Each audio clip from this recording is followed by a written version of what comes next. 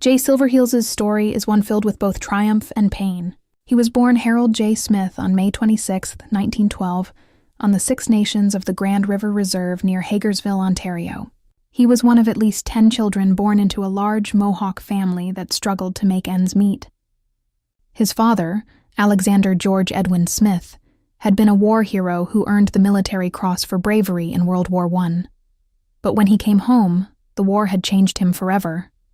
The artillery left him nearly deaf, and he spent the rest of his life in pain, surviving on just $49 a month from the government. His medals might have proved his bravery, but they didn't put food on the table. His wife, Mabel, who was part Mohawk and part Seneca, worked endlessly to keep the family going.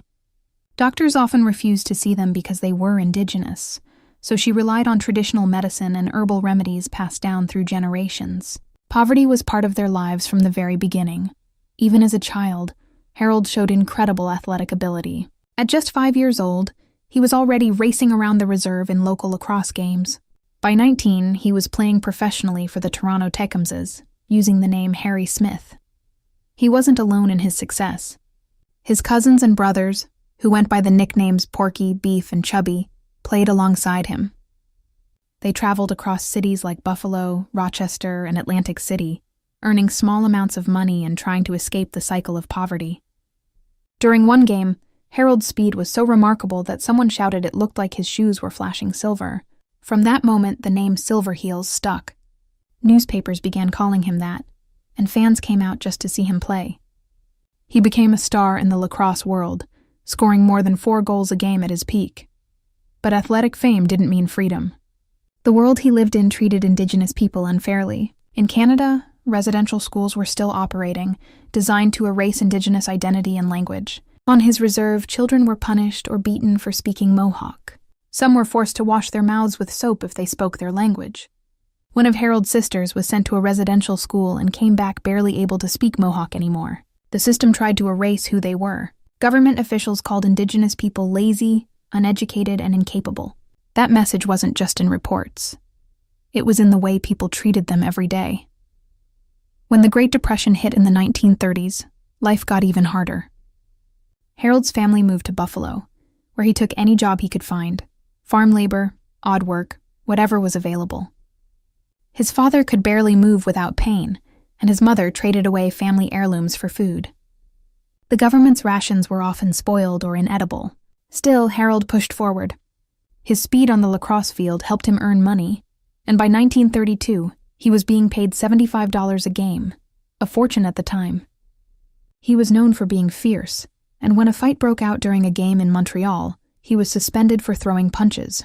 But when he returned, ticket sales tripled. People wanted to see him in action. When lacrosse slowed down, he tried his hand at boxing. He fought as a middleweight in the Golden Gloves tournament at Madison Square Garden and made it all the way to the semifinals. But one powerful punch broke his jaw in 2 places, ending his boxing career. Even then, he didn't give up. He lived on a liquid diet for weeks and used the prize money to stay afloat. The injury taught him resilience, something that would carry him through life.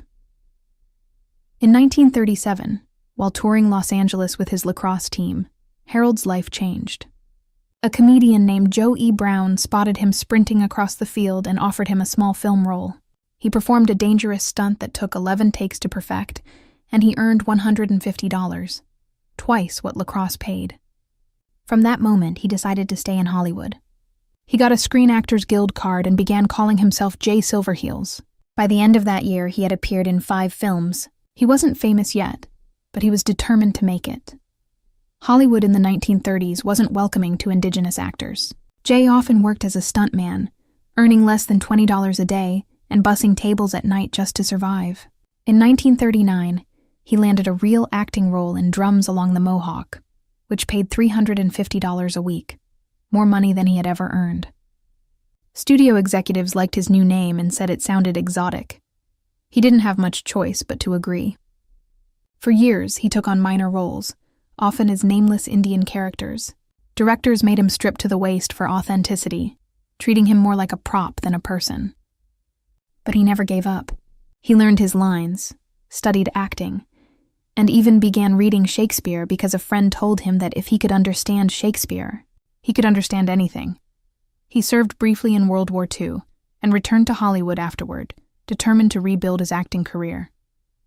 But things hadn't changed. Indigenous actors were still overlooked for major roles, which often went to white actors wearing brown makeup. Jay kept working, taking whatever parts he could get. In 1948, his persistence finally paid off when he was cast in Key Largo alongside Humphrey Bogart and Lauren Bacall. For the first time, his name appeared in the credits of a major studio film. It was a turning point. 2 years later, he played Geronimo in Broken Arrow, a Western that tried to portray Native Americans more respectfully.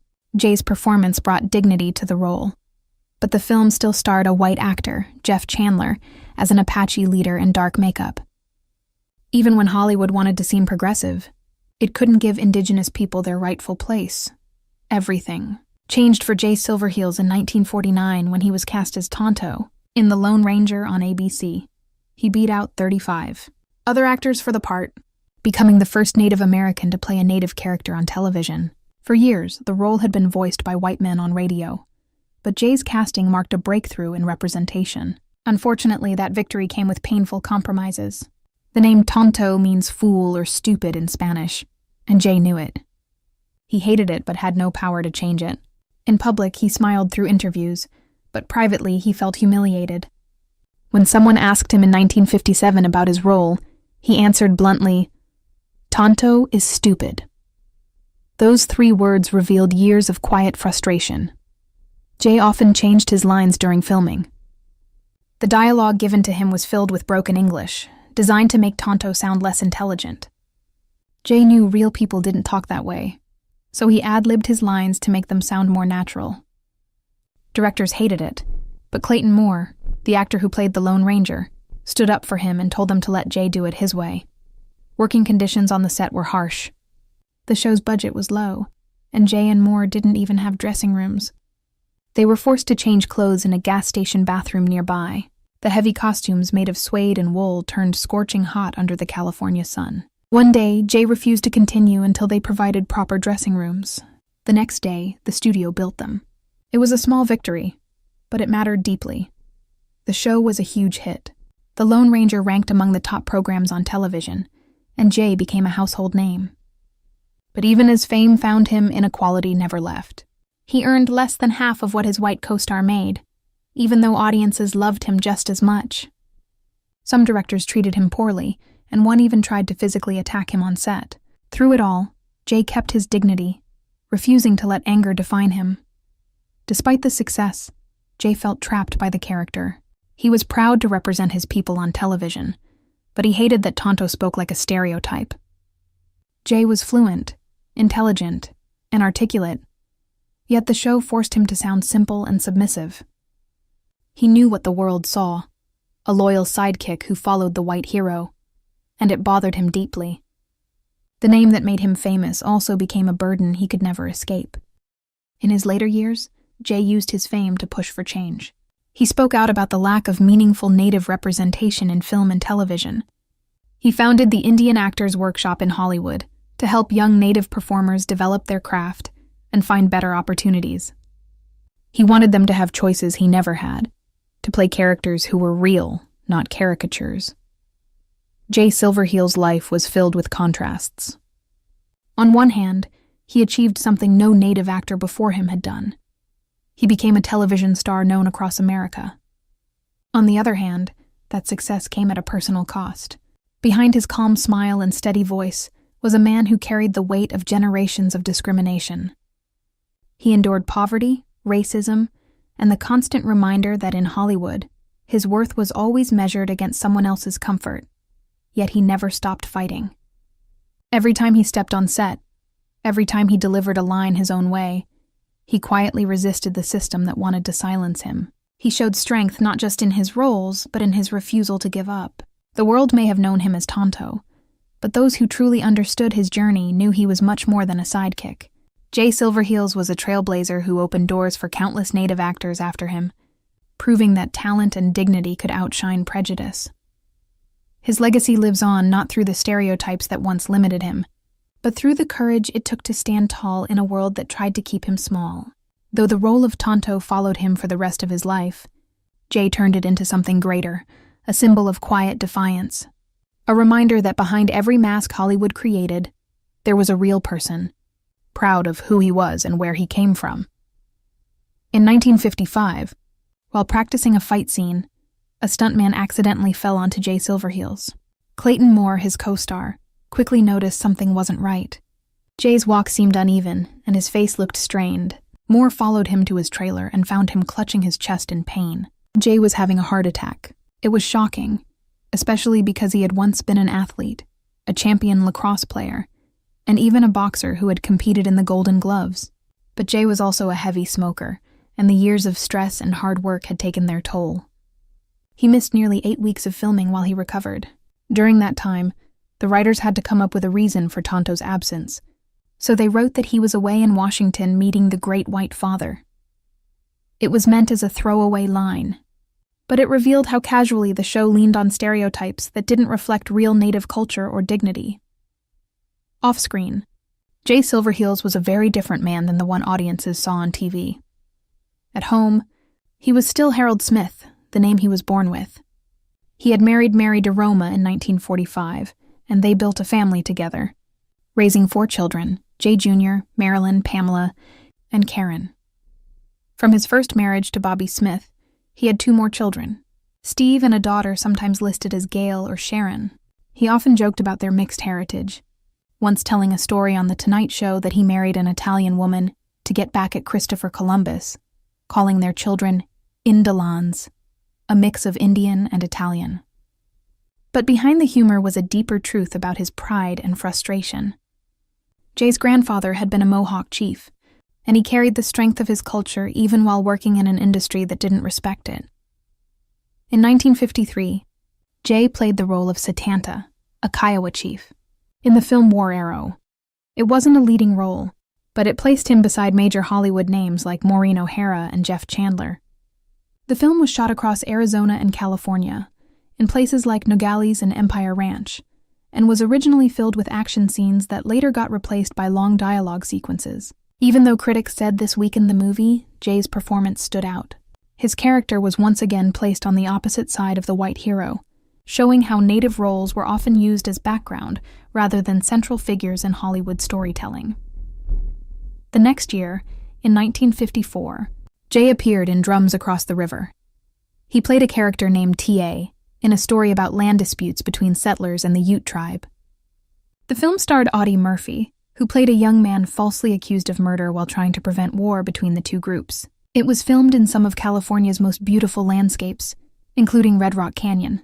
Jay's role wasn't large, but it was powerful. His character symbolized the Native voice in a world that rarely let Indigenous people speak for themselves. The film had dramatic stunts, including one that critics called the leap of death. For Jay, who had once been a professional athlete, these demanding scenes came naturally. His physical strength and grace were part of what made him such a reliable actor in Westerns. When the Lone Ranger TV series ended in 1957, Jay continued to appear in its 2 film versions, The Lone Ranger, 1956, and The Lone Ranger and the Lost City of Gold, 1958. Both movies did fine at the box office, though not spectacularly. But for Jay, the impact was deeper. Tonto had made him famous, but it also trapped him.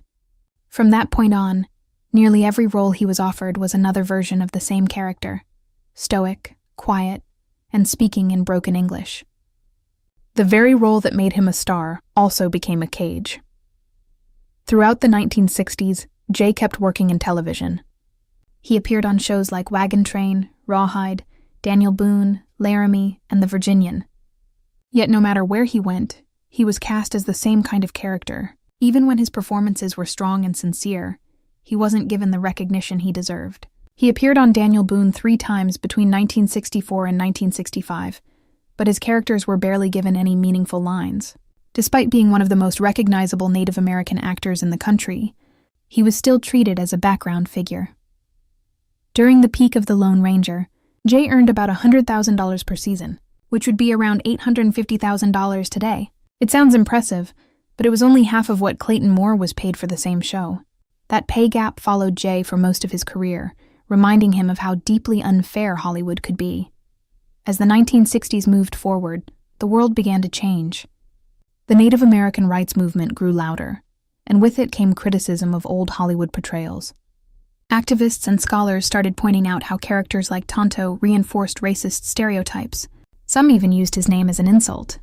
One writer called Tonto an Indian Stepin Fetchit, comparing him to black characters created to entertain white audiences. Russell Means, a leader in the American Indian movement, used Tonto the same way others used Uncle Tom, as a symbol of submission. Jay Silverheels found himself caught between two worlds. The character that had made him a household name was now seen by his own community as a betrayal. But Jay had never intended it that way. He had played the role with dignity, working within the limits of a system he couldn't control. Now he was faced with the painful reality that his greatest success was also a source of shame for others. Studios became nervous about casting him in new projects, fearing backlash, and his acting work began to dry up. Instead of fading into obscurity, Jay chose to create change from the inside. In the early 1960s, he co-founded the Indian Actors Workshop in Los Angeles. It began as a small effort at the Los Angeles Indian Center, supported by figures like Buffy St. Marie, Iron Eyes Cody, and Rod Redwing. By 1966, it had become a respected training ground for Native actors, offering weekly classes in acting, stunt work, voice training, and even health education. One of its future students was Michael Horse, who decades later played Tonto in The Legend of the Lone Ranger, 1981, and gained fame in Twin Peaks. In a 1973 interview, Jay explained that the workshop's main goal was to unlock the dormant creativity inside Native communities. He didn't just talk about it, he built it. He believed that Native Americans could not wait for Hollywood to change. They had to prepare themselves to take the roles when the opportunity came. His approach wasn't about anger or protest. It was about preparation and empowerment. He often said that boycotts wouldn't work for Native actors because the industry wouldn't feel the financial pressure. So instead, he focused on creating skilled, confident professionals who could demand better roles from within the system. Not everyone agreed with his methods. Some activists believed he was being too patient, too cooperative with an industry that had always mocked Native culture. But Jay believed progress came from persistence, not shouting. He even led letter-writing campaigns to political leaders and TV executives, asking for fairer portrayals of Native Americans in media. By the 1970s, Jay had shifted much of his energy to harness racing, something he had always loved. He earned a provisional driver's license in 1974 and trained horses at Hollywood Park. His calm personality and athletic background made him a natural at the sport. He even went on tour promoting races on the East Coast, using his fame to attract audiences. One horse named Hi-Ho Silverheels, named in his honor, broke a track record in 1996, years after his death. His widow Mary and son Jay Jr. were there to celebrate the moment, honoring both his love of racing and his legacy. Sadly, Jay's later years were filled with health struggles. In 1975, just when Hollywood was finally starting to take Native representation seriously, Jay suffered a series of strokes that left him partially paralyzed. Another major stroke in 1976 made it hard for him to speak. But he still lived long enough to see one final recognition of his contribution to film. On July 17, 1979, he was awarded a star on the Hollywood Walk of Fame. He attended the ceremony in a wheelchair, surrounded by Native dancers. His voice was weak, his words slurred, but his spirit was strong. He managed to whisper a few words of gratitude to the crowd. It was a quiet, emotional moment that symbolized a lifetime of struggle, strength, and perseverance. Jay Silverheels passed away on March 5, 1980, at the age of 67. He died from complications of a stroke and pneumonia at a hospital in Calabasas, California. His ashes were returned to his birthplace, the Six Nations Reserve in Ontario, where his journey had begun decades earlier. His son, Jay Silverheels Jr., followed in his footsteps and became an actor. He even appeared in The Legend of the Lone Ranger in 1981. Unfortunately, that film became a disaster. Its production was plagued with problems, and the lead actor's voice had to be dubbed. It flopped at the box office, but Jay Jr. continued acting in television, carrying on his father's mission to represent Native people with pride and authenticity. When Jay founded the Indian Actors Workshop, he said its purpose was to awaken the dormant creativity of the Indians. His work helped shape a new generation of native talent. The effects could be seen in the rise of indigenous actors like Graham Greene, who earned an Oscar nomination for Dances with Wolves, and in groundbreaking native-made films like Smoke Signals, 1998, the first feature written, directed, and produced entirely by Native Americans. Even after his death, Jay's name lived on. He was posthumously inducted into the Western Performers Hall of Fame in 1993 and into the Canadian Lacrosse Hall of Fame in 1997 under the name Harry Tonto Smith. His portrait still hangs in Buffalo's Shays Performing Arts Center, a tribute to his enduring influence. Every Indigenous storyteller, actor, or filmmaker who fights for authentic representation walks through a door that Jay Silverheels helped open. Though he once admitted he cringed inside every time he had to deliver Tonto's broken English lines, Jay never let bitterness consume him. In 1969, appearing on The Tonight Show, he made light of it one last time. Dressed as Tonto, he looked directly into the camera and said with perfect comic timing, "My name is Tonto. I hail from Toronto, and I speak Esperanto." The audience roared with laughter, but beneath the humor was something more profound. A man reclaiming his voice, turning mockery into pride. Jay Silverheels had spent his life breaking barriers that others never even dared to approach. And though he suffered in silence for much of it, his legacy still speaks louder than words.